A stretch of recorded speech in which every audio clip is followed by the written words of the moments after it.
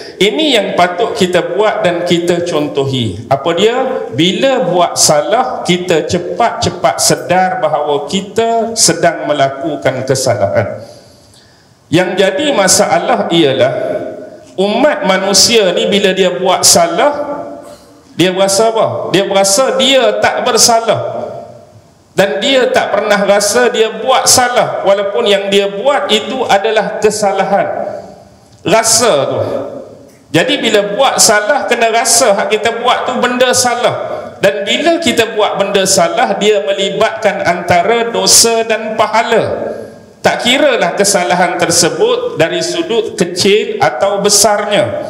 Kerana sebelum ni pun kita sudah membahaskan tentang antara sifat orang yang bertakwa, iaitu sentiasa menjaga akhlak, etika dan perbuatan dia. Dia cukup berhati-hati, dia cukup jaga, terutama yang melibatkan dosa. Ni orang bertakwa ni, dia kira apa yang dia buat tu berdosa kepada Allah atau berdosa kepada orang lain.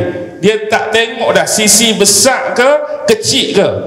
Yang dia fikir, aku buat ni kecil ke besar, kepada siapa aku melakukan dosa ni. Kalau kepada Allah, lagi-lagilah dia mengawasinya, lagi-lagilah dia berjaga dan mengawasinya. Apatah lagi yang melibatkan dosa-dosa yang besar, yang menyabit atau bersangkut paut dengan hak-hak Allah dan juga hak-hak manusia lain.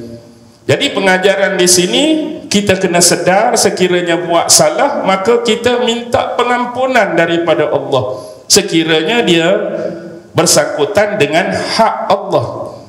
Sebagai contoh, kita mensyirikkan Allah.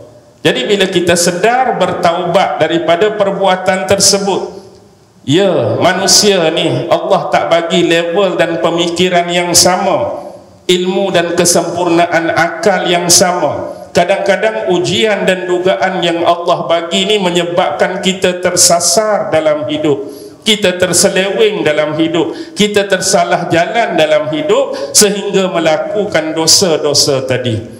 Mungkin kita jatuh syirik, mungkin jatuh sifat munafik, mungkin buat tu buat ni yang bersangkutan dengan hak-hak Allah. Jadi biar kita ni bila sedar, kembali semula, bertaubat daripada perbuatan-perbuatan dan kesalahan tersebut dan minta pengampunan daripada Allah. Begitu jugalah dengan dosa yang bersangkutan dengan manusia. Dengan manusia lagi susah, lagi payah. Dengan Allah kita boleh minta terus dengan Allah, ya Allah ampuni aku, rahmati aku, kasihani aku. Tapi dengan manusia, kita kena pergi cari kawan tu, kita kena pergi jumpa kawan tu, nyatakan apakah kekhilafan kita dengannya sebelum ni, apa yang kita dah buat salah dan silap dengan dia sebelum ni. Kadang-kadang ada orang ni, dia bersalah dengan kawan tu, jumpa hari raya, minta maaf kosong-kosong. Kawan tu pula tak tahu hak sejelas-jelasnya apa yang hak kosong-kosong tu. Dia ambil duit kawan ni sebelum ni 1,000 ke, dia scam kawan ni 20,000 ke, bagi dia kosong-kosong, kawan tu kosong-kosong juga, bagi dia lepas. Kita perlu nyatakan dengan terperinci, dulu aku pernah ambil duit kamu 1,000. Jadi kalau kamu maafkan aku, tapi bukan maaf saja, hak 1,000 ni aku nak bayar lah. Kalau kawan kata tak payah bayar lah, aku halalkan, halal. Aku pernah scam kamu dulu, rupanya aku yang scam kamu, yang kamu berhabis duit 20,000 tu akulah yang scam. Contoh, sebut aku nak bayar balik 20,000, tak bayar dah. Kalau dia minta bayar, bayar balik. Susah dengan manusia ni tuan-tuan. Sebab tu kita kena beringat, sama ada perkataan kita, perbuatan kita melibatkan dengan hak manusia lain, memang susah. Memang susah.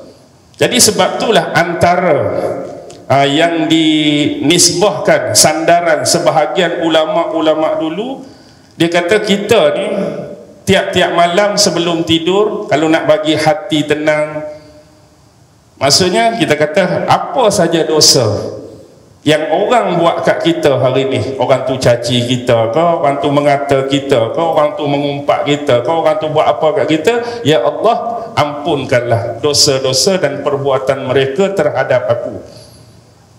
Jadi kita pun tenang bila kita memaafkan. Bukan malam-malam tu, oh, dia sepak aku tadi, esok memang kenal lah. Pada hari ni dia tampak aku sekali, esok 14 kali aku nak. Jadi kita pun serabut. Kita pun serabut.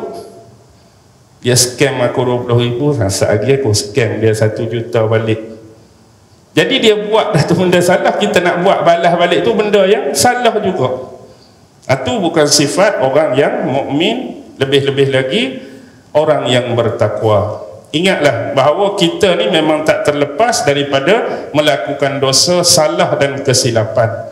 Jadi bila kita rasa kita bersalah, minta maaf sebagaimana yang disebutkan dalam ayat ni. Okey,